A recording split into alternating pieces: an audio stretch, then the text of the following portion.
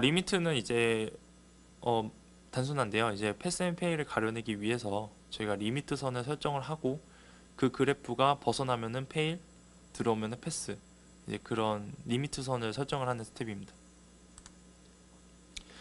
그래서 리미트 선을 설명을 해드리면은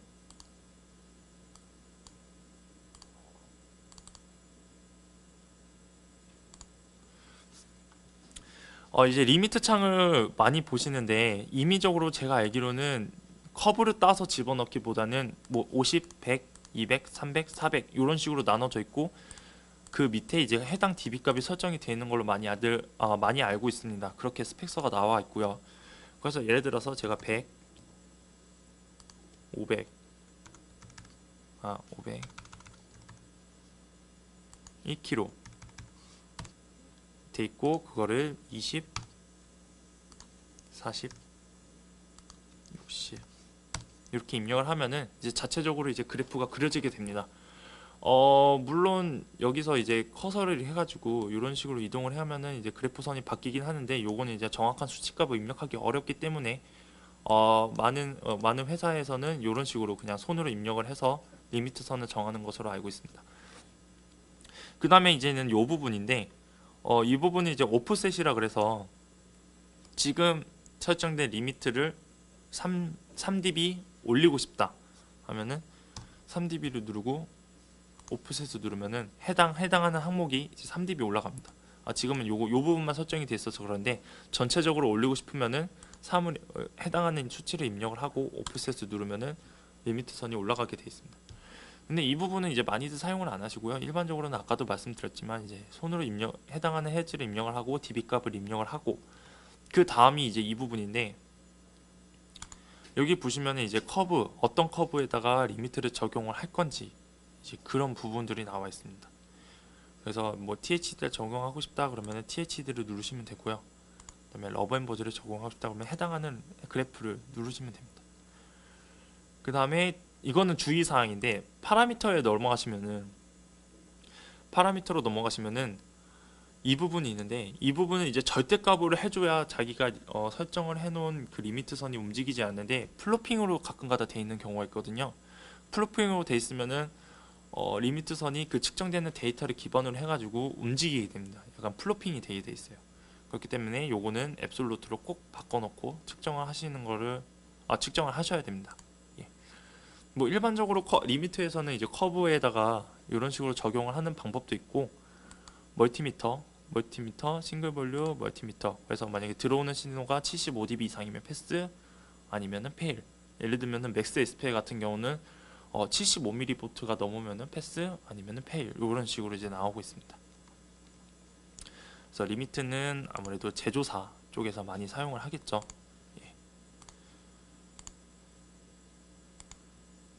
이제 그 다음은 이제 디스플레이 같은 경우는 제가 구성을 해놓은 창을 이제 설정을 저장을 해놓으면은 제가 사운드 체커를 껐다가 키더라도 그런 컨피그레이션, 그러니까 디스플레이 창이 제가 선택을 한 창처럼 이렇게 자동적으로 팝업이 되는 기능이고요. 그다음에 시리얼 넘버 같은 경우는 요거는 이제 공장 라인에서 사용을 할 텐데 측정을 한 번 할 때마다 시리얼 넘버가 한 번씩 올라가고 두 번 측정하면 시리얼 넘버 두 번째, 세 번째, 네 번째, 다섯 번째 이런 식으로 이제 시리얼 넘버가 자동적으로 올라가는 그런 스텝이라고 보시면 됩니다. 그 다음에 이제 스태티스틱스 스텝인데 요거는 조금 그 포스트 프로세싱이랑 유사한 기능일 수도 있는데 일단은 저장되는 데이터 예를 들면은 TTA 규격 관련 같은 경우는 9개 꼭지점에서 9번 측정을 해야 되거든요. 그 9번 측정한 데이터를 전부 평균값을 내기 위해서는 이 스태티스틱스 기능이 필요합니다. 그래서 여기서 보시다시피 이제 맥스, 맥스, 민이 이제 맥스는 이제 최대점, 최하점, 그다음에 평균값, 그다음에 데이터에서는 어떤 그래프를 누적을 할 건지. 오토 세이브 같은 경우는 뭐 5개, 6개, 7개 계속 그래프가 누적이 되는데 그런 누적되는 그래프를 전부 포괄적으로 그룹으로 관리를 해서 그 그룹 전체를 평균값을 내는 거죠. 그런 기능을 사용하기 위해서는 이제 스택6 스텝을 사용을 하시면 됩니다.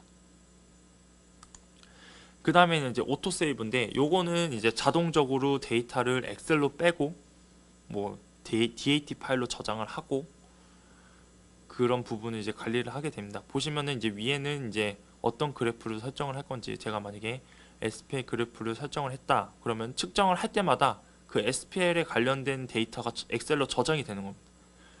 그래서 포맷에도 엑셀 뭐 데이터베이스, 뭐 DAT 파일, 텍스트 파일 이렇게 네 가지가 있고요. 그다음에 저장 경로, 그다음에 X축, Y축, Z축 어떤 축을 저장을 할 건지, 제가 S축만 누르면 헤르츠만 들어가고요. Y축만 누르면은 dB 값만 들어가게 됩니다.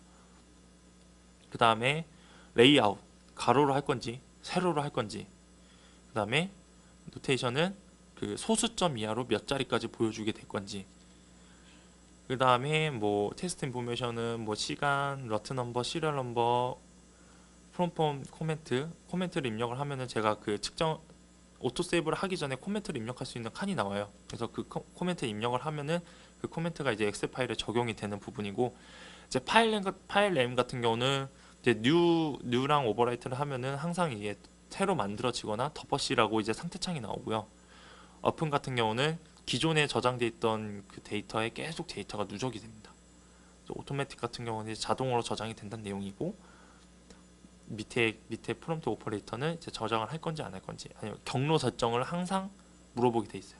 그래서 일반적으로 많이들 사용을 하시는 게 엑셀로 설정을 해놓고 덮어쓰기, 오토매틱, 그다음에 타임, 뭐 내 시리얼 넘버를 입력할 수도 있고요. 그런 다음에 OK를 해놓으면은 시퀀스가 진행됨에 따라서 가장 마지막에 오토 세이브가 엑셀 파일로 저장을 합니다. 예를 들면은 이제 생산 라인 같은 경우에는 뭐 하루 종일 뭐 100개, 많게는 진짜 1000개, 200개까지 저장을 해야 되는데, 그거를 일일이 손으로 하기보다는 이제 이런 소프트웨어 상으로 데이터를 저장을 하기 위해서 만든 기능이고요.